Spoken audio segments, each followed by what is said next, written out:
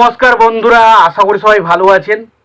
তো বন্ধুরা, এখন আমি দেবদার যে সমস্ত ছবিগুলো রিলিজ করেছে তার মধ্যে কোন ছবিটা সুপারহিট, কোনটা ব্লকবাস্টার, কোনটা অল টাইম ব্লকবাস্টার এবং তার পাশাপাশি কোনটা ফ্লপ, তো সেই সমস্ত ছবি নিয়ে আলোচনা করব।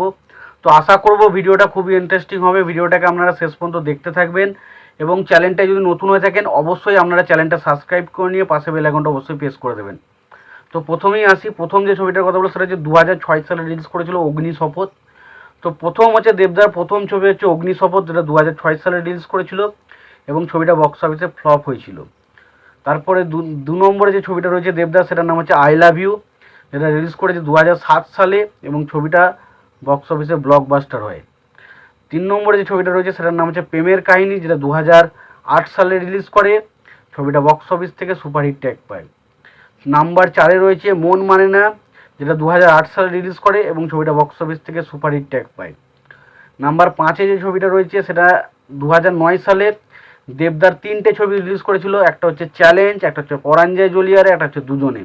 তো চ্যালেঞ্জ ছবি ব্লকবাস্টার হিট হয়, পরাঞ্জয় জ্বলিয়ারে অল টাইম ব্লকবাস্টার হয় এবং দুজনে হিট হয়।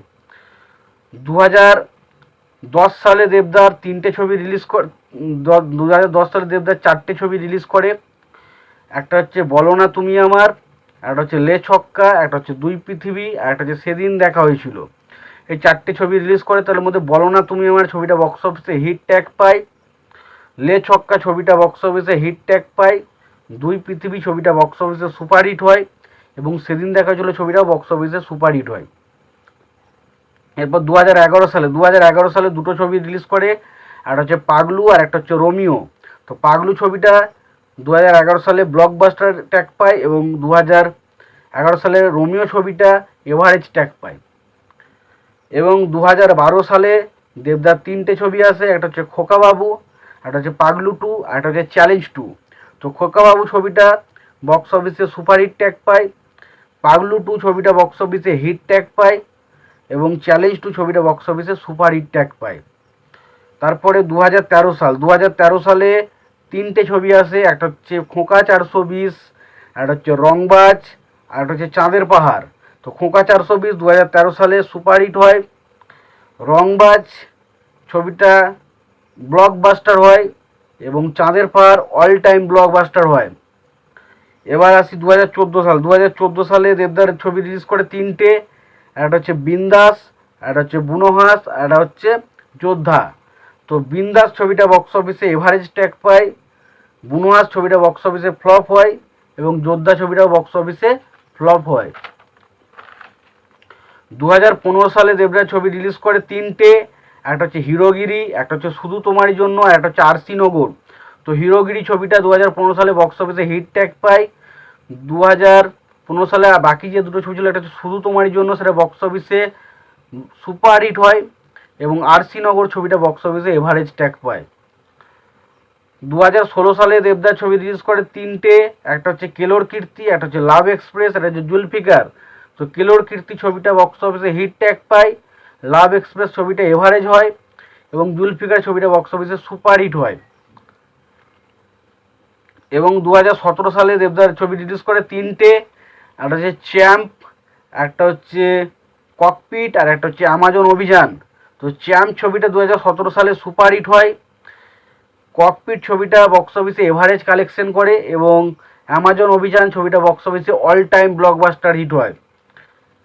এবং 2018 সালে দেবদাস দুটো ছবি রিলিজ করে, একটার নাম হচ্ছে কাবির আর একটা হচ্ছে হইচই আনলিমিটেড।